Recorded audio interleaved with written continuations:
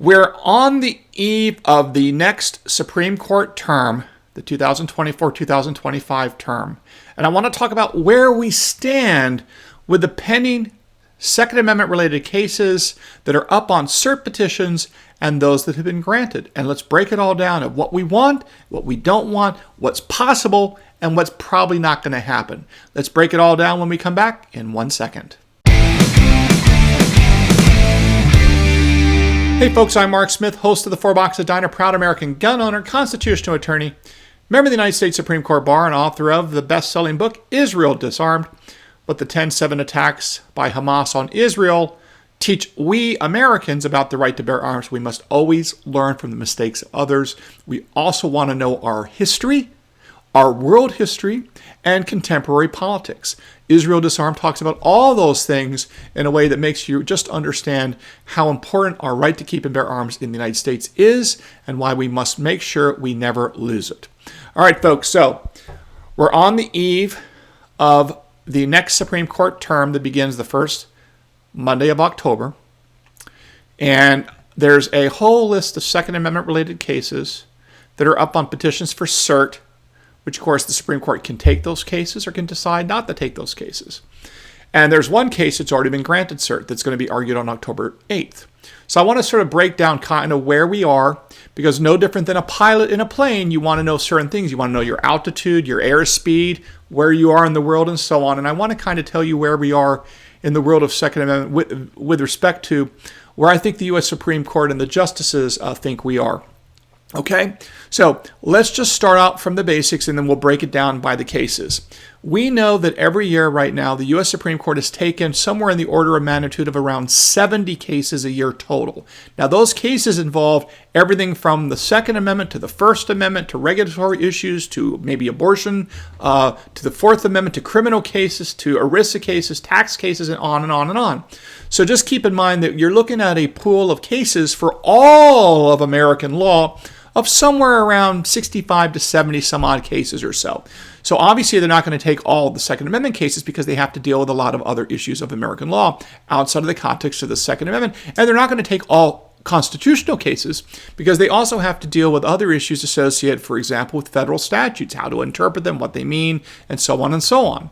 So with that said, I think we can expect that there will be somewhere around maybe 3, maybe 4 Second Amendment related cases. So that gets rise into what is a Second Amendment related case from the perspective of not your perspective, not my perspective, because we're not on the Supreme Court, so it doesn't matter as much what our perspective is. The U.S. Supreme Court's perspective is they view, I think, any case that kind of touches on guns directly as a Second Amendment related case. Now, that would include anything involving the ATF, Department of Justice, challenges to gun-related laws. Obviously, anything that specifically deals with the Second Amendment itself would all be considered in that sort of basket of gun-related cases.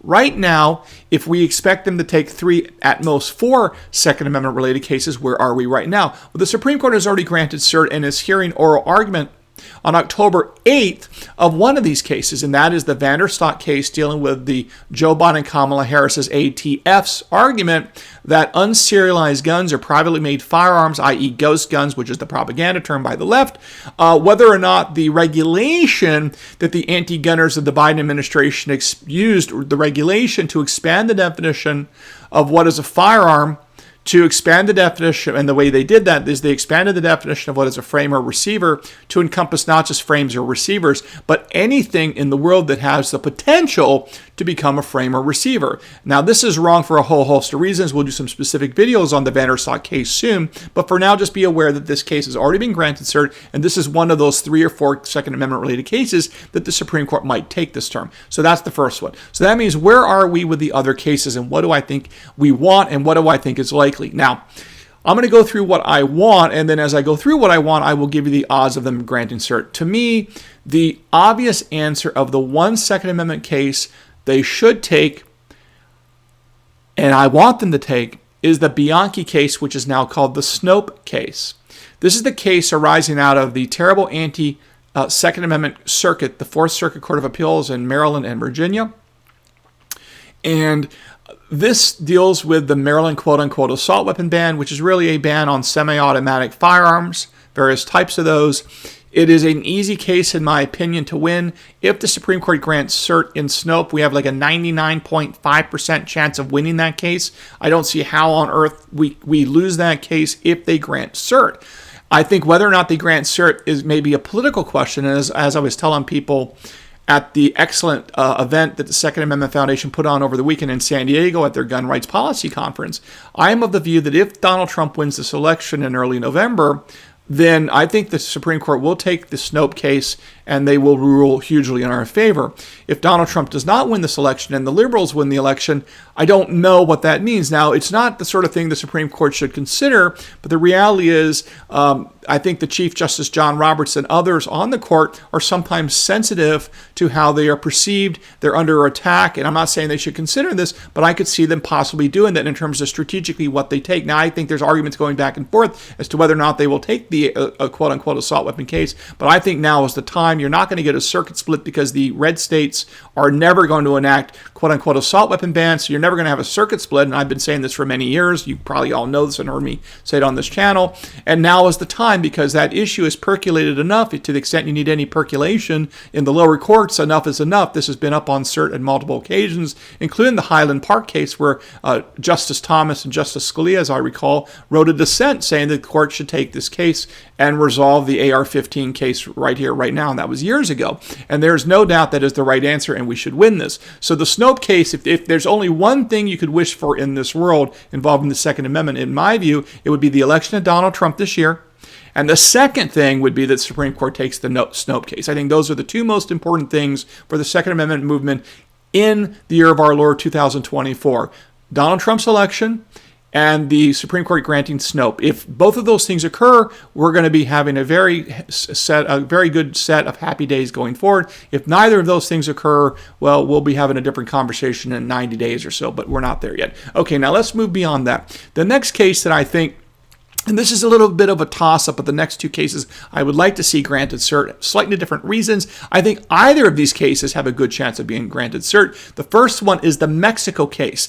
This is the Pilca case where the government of Mexico, likely in coordination with the Biden administration, I'm guessing that's what happened, the government of Mexico made a perfect lawsuit in the perfect jurisdiction, I should say, in Boston, Massachusetts. As you know, the U.S. Court of Appeals for the First Circuit is a terrible anti-gun court. They're the worst anti-gun court in the country because there's no combination of three judges. There's no combination of three judges on a panel in the First Circuit Court of Appeals out of Boston that will conceivably be favorable to the Second Amendment. It's worse than the Ninth Circuit. It's worse than the Fourth Circuit. And to make matters worse, I think that the judges in the First Circuit, in addition to being terrible anti-gun judges, are actually pretty smart. And as we've talked about in the past, if you want your enemies to be smart or dumb, you obviously would prefer for them to be dumb and not smart. And in the First Circuit, not only do you have anti-gun judges, anti-Second Amendment judges, in my view, you also have pretty smart judges that come out of Harvard and things like that, very Ivy League educated. So they're sharp. I don't like what they do. I don't support their views, but they are not bozos. They are very sharp, and therefore the First Circuit is particularly dangerous for us. So this case involving Mexico, and the reason why I bring this up is this is obviously Mexico knew exactly where to sue to win this case. Now, what the Mexico case is about is they're trying to present a multi-billion-dollar bill to America's gun companies and have them pay it for all the gun-related crime in Mexico, and they're blaming the American gun industry for that. So they sued Smith & Wesson and all these other gun companies.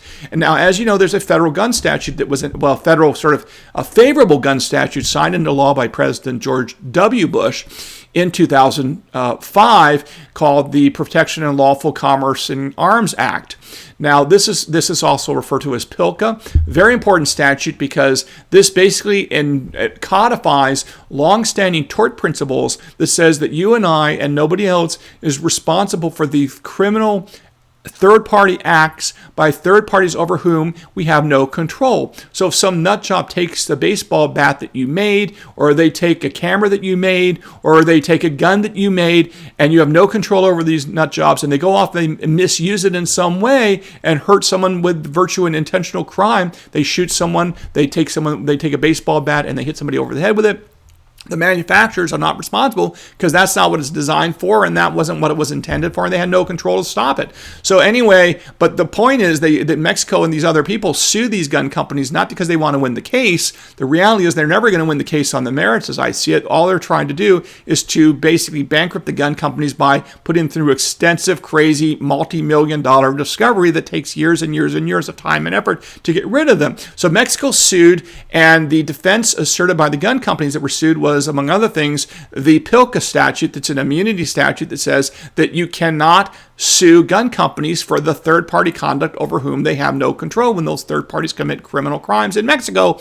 And, the district court actually dismissed the case on PILCA grounds, but then it went up to that terrible anti-gun Court of Appeals for the First Circuit and did exactly what you would expect terrible anti-gun judges to do. They said that the Mexico case can go forward and go ahead and have fun bankrupting the gun industry. No big deal.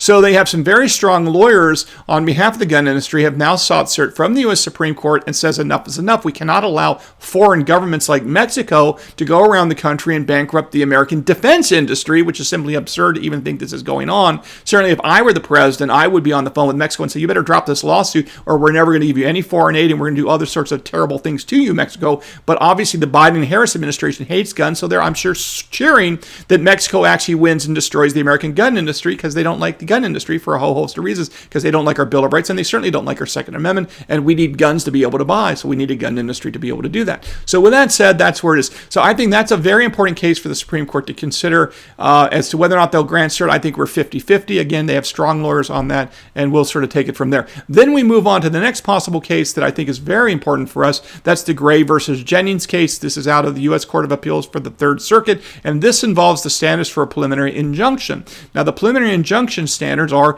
among other things, there's four criteria, right? That you bring a lawsuit to say that my constitutional rights are being violated, my Second Amendment rights are being violated. I want a preliminary injunction that will enjoin the government from enforcing this law between the time the law starts, meaning the time my lawsuit starts, until the time the case is resolved. And there's four criteria in all preliminary injunction cases to whether or not that remedy will be granted during the pendency of your Second Amendment challenge. The first is that your likelihood of success on the merits, meaning you're likely to demonstrate that that gun control law violates your Second Amendment rights. Then there's other things like, and the balance of the equities is in the plaintiff's favor, meaning in your favor, public interest is in your favor, and that you suffer what's known as irreparable harm. Now, irreparable harm in the preliminary injunction context means that no amount of money will be able to compensate you for the loss. And if you're denied the ability to, for example, buy an AR-15 during the 2 or 3 years that you're litigating that case, how do we figure out how much money you're entitled to for not being able to buy the AR-15 and exercise your right to keep and bear arms?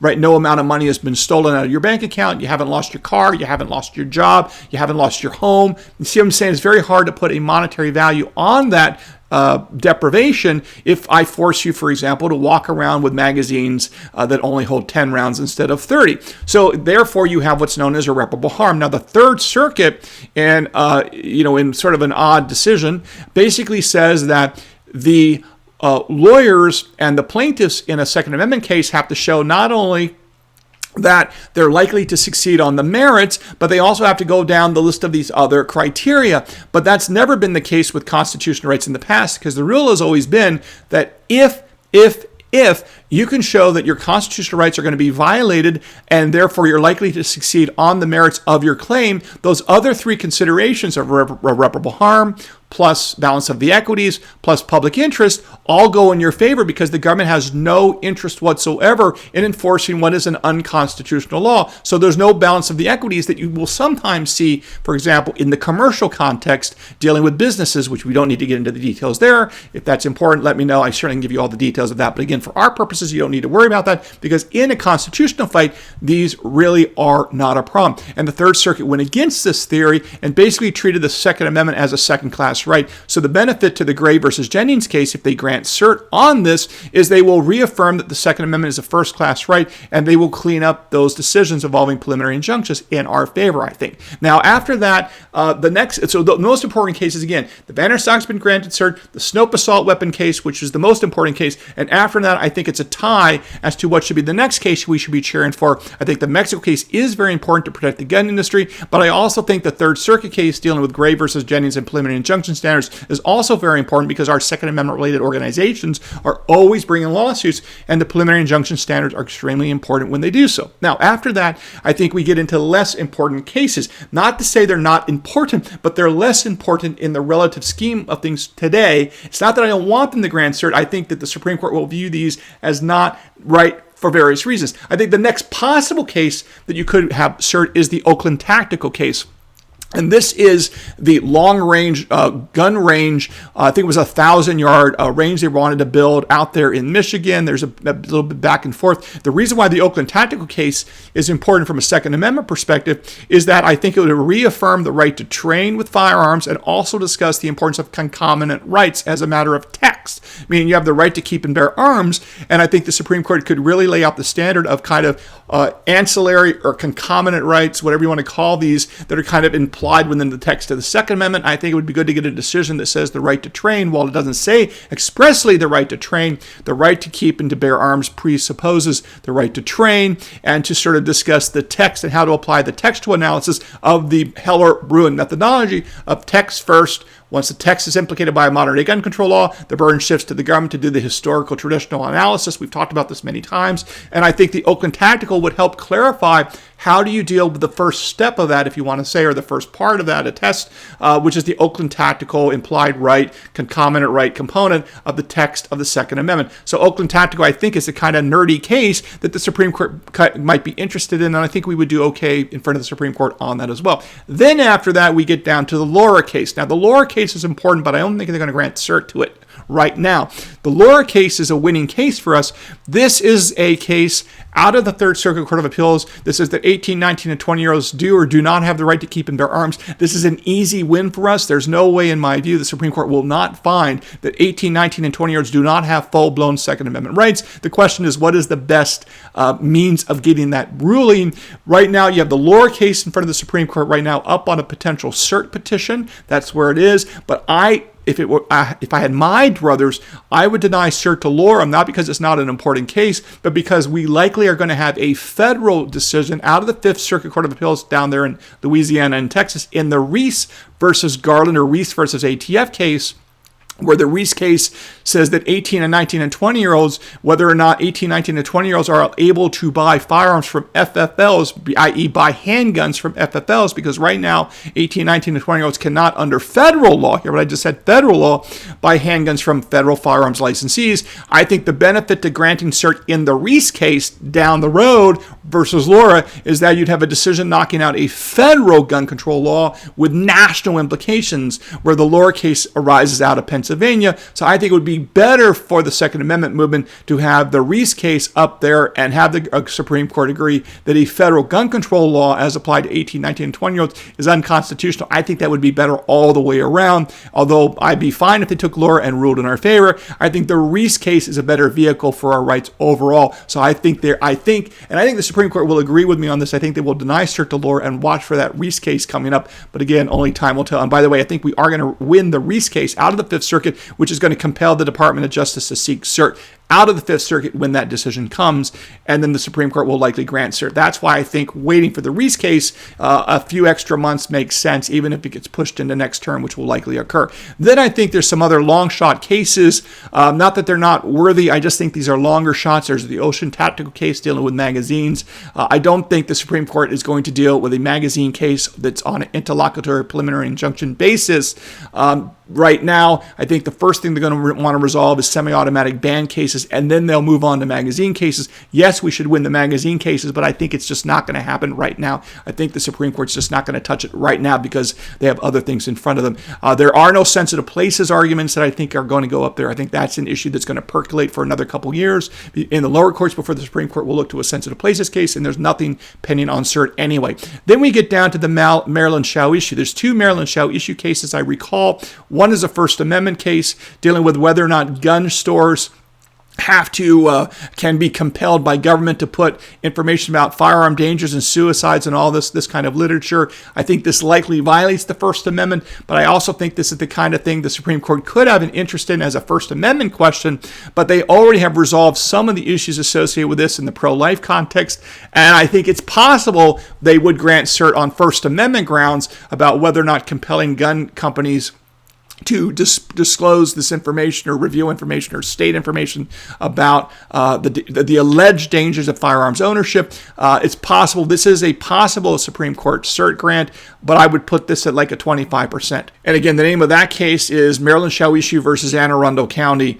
Shout out to my friends in Maryland and PG County and all that, where I'm from. That's where I started playing sports, PG County, right in that world of athletes. Okay, so let's move on to the next one. We also have another Maryland Shall Issue case. This is a licensing case. I think licensing is an extremely important issue as to what can be allowed and what is not allowed, but I think that the licensing issue is another one of these cases the Supreme Court is going to let percolate for another year or two. I've got a big article coming out about licensing I'm working on right now. I've got a lot of different ways that we're going to be able to win the licensing issue, but I just think right now, the standards for a shall issue purchase permit or a shall issue carry permit, any of these issues, I just think this is a little premature from the point of view of the Supreme Court, so I just don't think that cert will be granted in any of the licensing cases this year, maybe next year or year after, but not right now. I just think it's premature from the point of view of the Supreme Court is my guess.